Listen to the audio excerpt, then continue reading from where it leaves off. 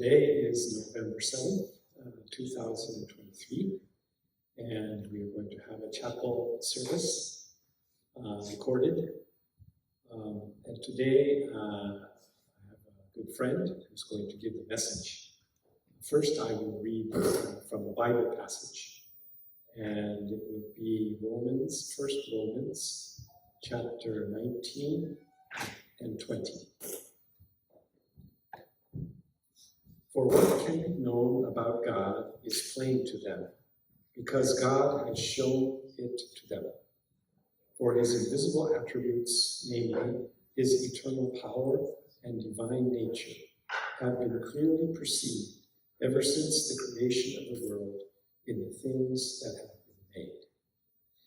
Okay, so today we have Jonatas Cavani, and he has been teaching here English for how many years? For 5 years. 5 years at Opening. He teaches at Shinjuku and also at the Manchila campus. Yes. So, yoroshiku onegaishimasu. Okay, thank you for having me. So today, as the passage that was read on Romans, the letter that Paul wrote to Romans, and today's message will be whether or not God exists. And I want to present two arguments for God's existence. Now, let's acknowledge, some people might say, well, maybe the answer doesn't matter to me because I don't need God. But if the greater God exists, we all must have a right relationship with him. Harmony with God should be pursued. If he doesn't exist, then people maybe should live however they want. So the view that denies God's existence is called naturalism. So it's the idea that there is no supernatural events, that the universe is a closed system. Now, I have encountered people in my life, and also very famous people in the media, who claim that there is no God, but they do not live consistently with that belief. For instance, when tragedies happen, people will say, pray for Israel, or pray for Ukraine, or pray for Japan, pray for Tohoku. But if you are a naturalist, if you believe that there is no God, then to whom do you pray? And how would your prayer be effective? When someone dies, people are quick to say, well, they are looking down from heaven on us, they are at peace, they are at a better world. But a true naturalist believes that we do not have souls. There is no afterlife. And when we die, our brain cell stops functioning and there is nothing else. So if naturalism is true, life is really objectively meaningless, purposeless, despite our subjective beliefs to the contrary. And if God does not exist, then both man and the universe, they are doomed to death. Man will die with no hope of immortality. As the universe expands, as the galaxies grow farther and farther apart, as the law of entropy, the energy gets colder and colder, the energy is used up and all the stars burn up, and all the matter will collapse into stars and black holes. There will be no light, there will be no heat, there will be no life. Unless God intervenes. And finally, if God does not exist, there is no ultimate meaning to life. There is no ultimate value. It makes no difference if you live your life like Mother Teresa or Joseph Stalin. There is no ultimate purpose. And those who deny God's existence, sometimes they cannot face this reality, or they cannot admit this reality. So as it was read today from Romans, Paul says that his eternal power, God's eternal power, and his divine nature They have been clearly perceived since the creation of the world in the things that were made. In other words, the universe that was created and displays God's wisdom and God's power. So let me elaborate further. So the first evidence that I want to present for God's existence, as Paul says, is that the complex universe is finely tuned in a way that lead us to believe that there is a creator. Let's say, for example, that you are an astronaut and you are on the first mission to Mars, and you're exploring the planet, and suddenly you are running out of oxygen, and out of nowhere, you see a house built in Mars. As you enter the shelter, the house, you realize there is oxygen there, so you take off your helmet, you're able to breathe the air, and you realize there is a refrigerator. You open the refrigerator, there is freshly preserved food, and there is a tap water. You kind of turn on the tap water, there is pure water, H2O that comes gushing forth. So you definitely would realize that someone designed the shelter and that had you in mind.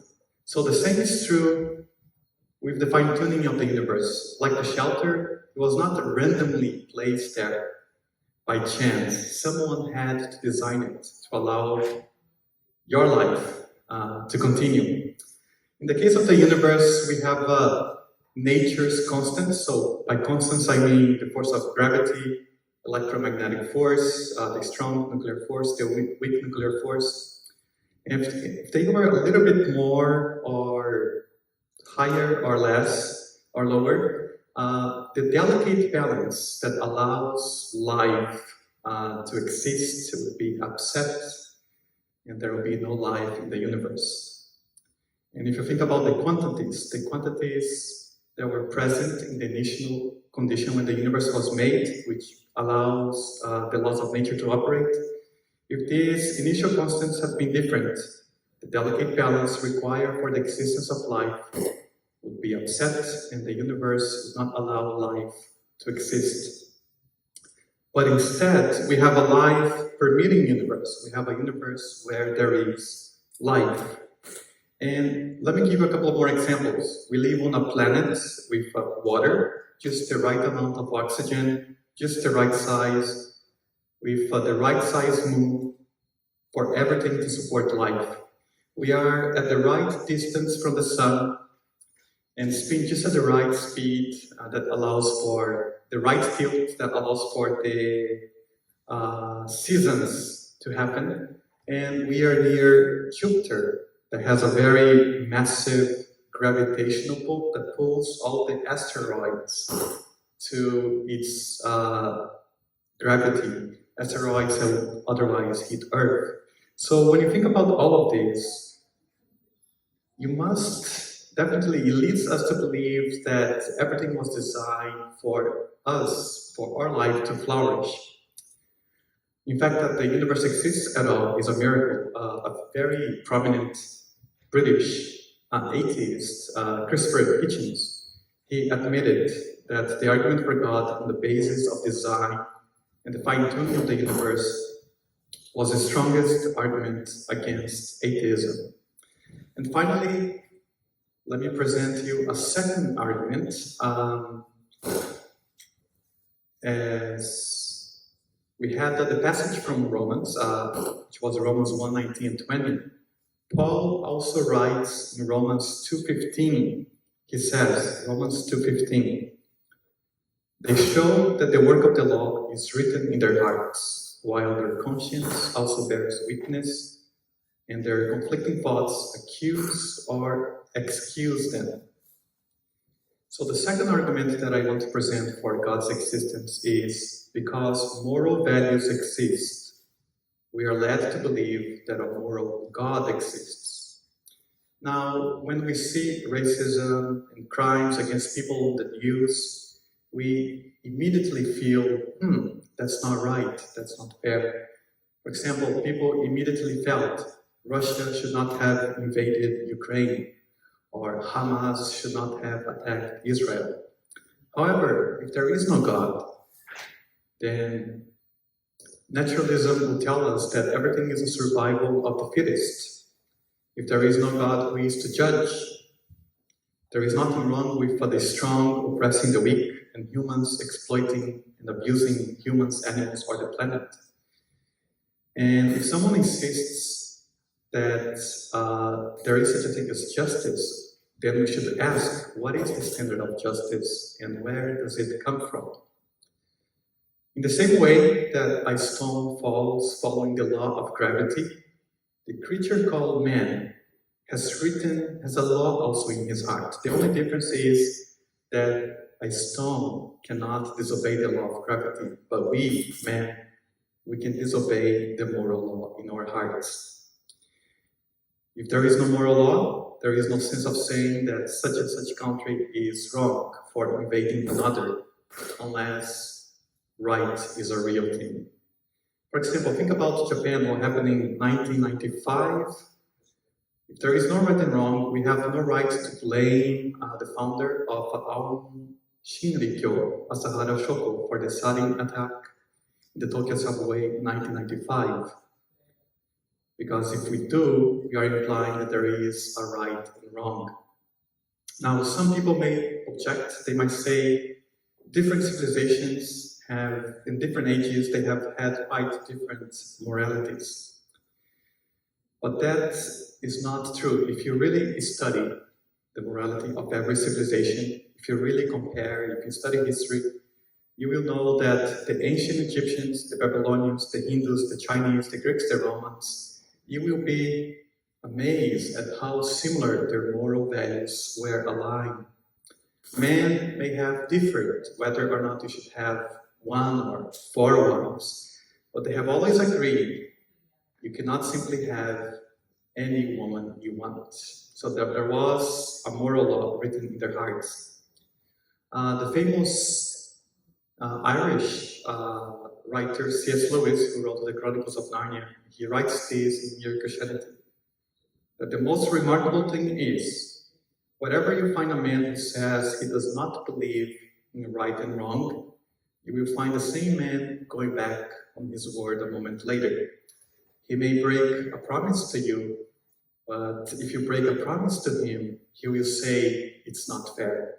He might say it's a right to steal, but if you steal his wallet, he will call the police.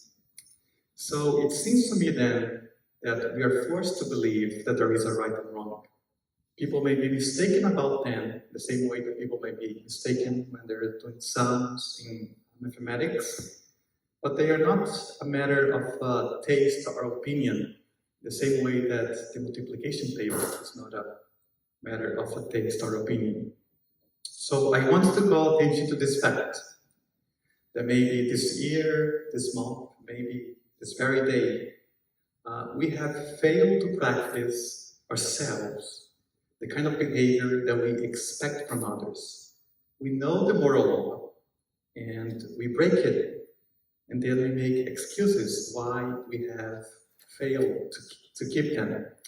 The question is not whether or not they are good excuses, but that the very fact that we are making excuses, they are one more proof of how deeply, whether we like it or not, the moral law is written in our hearts. Otherwise, why should we be so anxious to make excuses for not have behaving decently?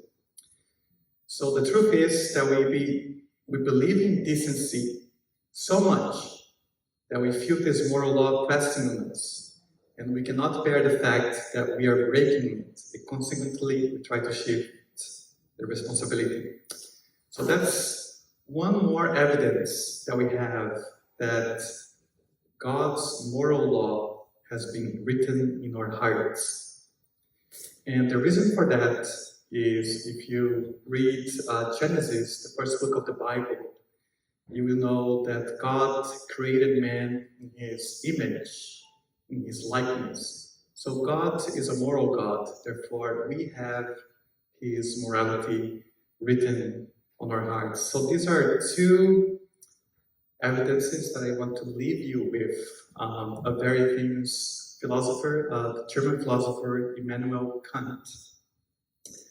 He also said the same thing, that these are the two strongest evidences for God's existence. He said, the starry heavens above and the moral law within. In other words, the argument for design that we have been, that the universe has been designed for our existence, and finally, that we have in our hearts God's moral law written, as Paul says in Romans. So I'd like to leave you with these two things for reflection today. Have a good day.